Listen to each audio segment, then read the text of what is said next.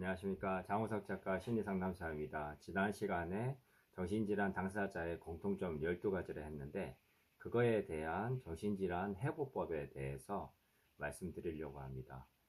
기질, 심리, 사회, 환경, 통합적 관점의 회복에 대해서 얘기를 하려고 합니다.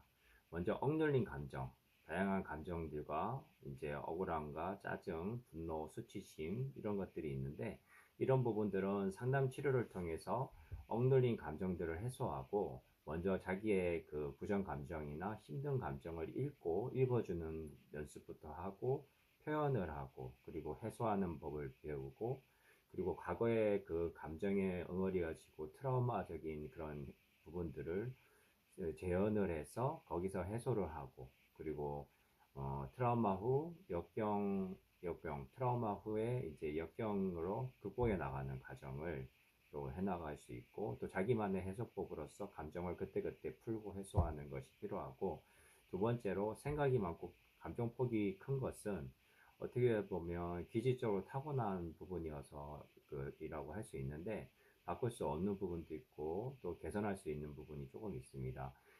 기질적인 취약함은 약물치료, 정신건강의학과 약물치료를 통해서 도움을 받고 좀 완화하는 효과가 있고 너무 기복이 큰 것에 대해서는 적절한 감정 해소와 합리적인 사고를 키워서 상식선에서 생각하고 그 다음에 생각을 또 멈추는 법을 배워야 됩니다.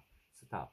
저는 삼털 삼나라는 거를 개발을 했는데 털털털 나는 나를 사랑한다, 나 할 수 있다. 생각을 멈추고 나에게 집중하고 나를 사랑하다가 희망을 불러일으키는 그런 생각법을 또 그 중에 하나로 볼 수 있습니다. 그 다음에 세 번째는 의외로 싸납고 공격적으로 숨은 분노가 있는 것인데 이것은 평소에 그날 기분이 나쁘거나 화난 감정에 대해서 스스로 읽어주거나 표현을 하거나 타인에게 대화로 풀거나 또 그날 감정을 표현하고 해소하면 꿀잠을 잘 수가 있습니다. 그러면서 그런 생활 습관과 루틴을 가져서 좋은 루틴과 선순환적인 생활을 하는 것이 중요합니다. 그리고 네 번째는 외부 자극에 민감한 것인데 청각 기능이라든지 여러 가지 오감의 그 발달이 된 부분이 있는데 이것은 이제 너무나 예민함으로 인해서 과잉 자극이 들어오거든요. 그럴 때는 약물의 도움을 받아서 감각 기능의 이상을 완화시키고 청각과 오감이 발달돼서 장점이 있지만 지나치면 모든 게 예민함과 오해 착각으로 갈 수가 있습니다. 그래서 외부 자극을 받더라도 필요 이상으로 반응하지 말고 자기 내면을 살피고 선택적으로 자극을 합리적으로 해석하는 훈련이 필요합니다.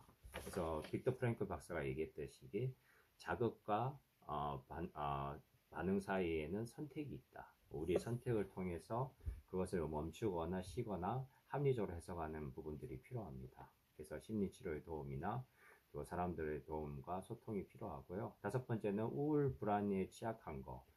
그런 부분들은 불안한 감정과 생각을 이해하고 자기 편에서 수용하고 가지는 태도입니다. 남의 입장을 계속 생각하는 것이 아니라 남의 입장을 고려를 하되 자기가 자기 편이 되어줘야 됩니다. 우울하면 자신을 달래는 법도 배우고 자기가 불편하고 화난 부분을 찾아서 이해를 하고 먼저 충분히 그럴 수도 있다 이렇게 받아들이는 태도가 중요합니다.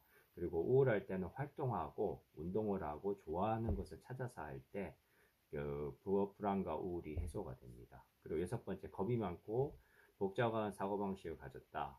겁이라는 것은 겁을 극복하기 위해서는 튼튼한 그 체력을 키워야 됩니다. 그래서 운동을 하고 건강한 몸을 만들고 또 필요하면 뭐 무술을 배운다거나 아니면 운동을 하거나 트레이닝을 해서 강한 체력을 만들고 용기는 생각의 힘과 말의 힘에서 나옵니다.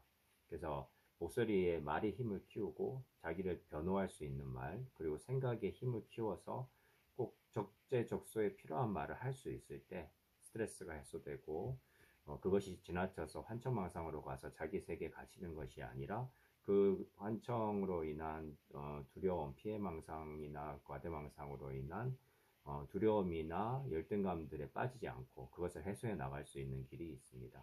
복잡할 때 파고들지 말고 그냥 쉬거나 다음으로 미루는 습관도 필요합니다.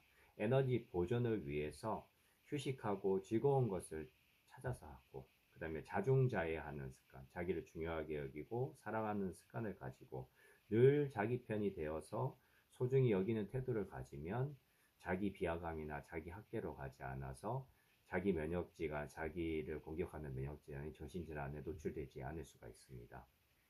그리고 일곱 번째, 작은 것에 소심하고 의심이 많고 집착이 강한 성격이 있다. 예. 이거는 이제 중독자로 갈 수도 있고 나쁘면 여러 가지 그런 어려움들이 있는데 생각 중독 조현병과 기분 감정 중독 조울증, 작은 것에도 감동하는 장점이 있습니다. 소심하고 세심하다는 것은 자상하고 따뜻하다는 면이 있는 거거든요. 그래서 열등한 게 아니라 정이 많고 세심하고 따뜻하고 정이 많다. 좋은 면이 있다는 걸 알면 좋을 것 같고요. 의심은 적당히 하고 쉬는 습관을 들인다. 멈춰야 된다는 거죠. 집착이 지나치면 괴로움이 되고 그러니까 이제 욕심을 줄이고 명상이나 기도나 호흡법 그런 것을 내려놓기를 하고 종교나 신앙생활을 하는 것이 도움이 많이 됩니다. 그리고 여덟 번째, 한두 가지 생각에 꽂히고 고지식하고 융통성이 없고 문제 해결을 못하고 스트레스를 받는 것들, 이것도 이제 약물 치료에 도움도 받아가면서 생각을 좀 멈추게 하고 또 운동을 통해서 멈추게 하고 상담을 통해서 멈추게 할 수가 있습니다.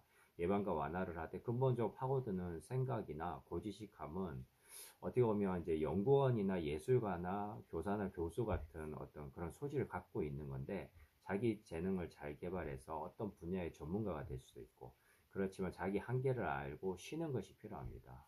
예. 그리고 쉬는 시간과 에너지 충전을 위해서 규칙적인 수면, 식사, 운동, 예, 그리고 기분 전환, 스트레스 해소법을 갖는 것이 자기만의 스트레스 해소법을 갖는 것이 꼭 필요합니다. 그리고 아홉 번째, 지나치게 예의가 바르고 양심이 발라서 그런 부분이 민감하고 또 까탈스러운 부분이 있다. 네. 내면의 타인에게 잘 보이려는 욕심과 기대가 좀 많기 때문에 그것을 내려놓고 자기답게 사는 법, 자기 있는 그대로 사는 법을 가질 필요가 있습니다. 타인의 평가에 의해서 사는 삶이 아니라 자기 주체성을 가지고 개성 있게 살아야 됩니다. 자기의 색깔을 가지고. 그래서 자기의 내면 아이를 위로하고 수용하고 자기 돌봄의 삶을 살아간다면 그런 것도 차차 나아지고 편안해질 수 있습니다. 그 열 번째, 배려심과 양보심이 습관화되어 있어서 속마음이 그렇지 않는데 비위에 거슬리고 스스로 기분 나쁠 때가 많다. 타인에게 잘 보이려는 마음보다는 자기 속마음을 솔직담백하게 있는 그대로 이해하고 표현하는 것이 필요하고 그게 먼저 필요합니다. 그리고 상담사와 소통하고 이해하는 친구들하고 소통하고 꼭 배려할 것만 배려하고 다른 것에 대해서는 자기 주장을 할 수 있어야 되고 자기 감정 표현을 적극적으로 하되 거절하고 부탁도 하고 요구하는 것 법을 또 배워야 됩니다. 그러면 많은 부분들이 좋아지고요.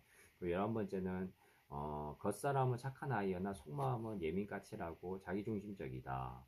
이것은 남들에 의한 삶을 살아가는 것이 아니라 자기 주도적이고 자기 중심성을 벗어나기 위해서는 먼저 온전한 나로 살아가고 표현하고 살다 보면 내가 어떤 사람인 줄 알고 성숙한 나로 나아갈 수 있습니다. 그래서 먼저 자기를 탐구하고 자기를 이해하면 처음에는 좀 자기 중심적으로 보이겠지만 도리어 나중에 다른 사람의 입장을 이해하게 되면서 역지상지하면서 성장하게 됩니다.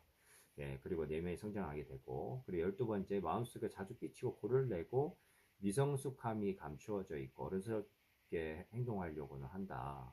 이거는 내가 삐치고 골이 났다는 거고 서운하고 억울한 감정들이 많은 성격인 걸 알고 자기 표현을 하고 자기답게 살아가는 것이 필요합니다. 자기 그릇의 크기를 알고 그게 맞게 표현을 하다 보면 그릇도 넓혀지고 대기만성이 될 수가 있습니다. 그래서 균형 잡힌 어른으로 나아가기 위해서는 먼저 자기 색깔과 자기가 좋아하고 싫어하는 걸 알고 자기가 어떤 거를 어떤 사람인지를 알면 개성을 찾아서 더 이상 어린아이답지 않게 살아갈 수 있습니다. 자기 색깔을 가지고 살아가다 보면 좀 더 어른스러워지면서 상대방 입장을 배려하면서 역지사지할 수 있고 좀 미성숙하더라도 표현하고 경험하다 보면 성숙함으로 나중에 나아가면서 상대방 입장과 그 마음도 배려하게 되면서 성숙한 어른으로 나아갈 수가 있습니다. 예, 여러분들 항상 응원하고 이렇게 또 정신건강 회복법에 대한 이야기를 나눠봤습니다.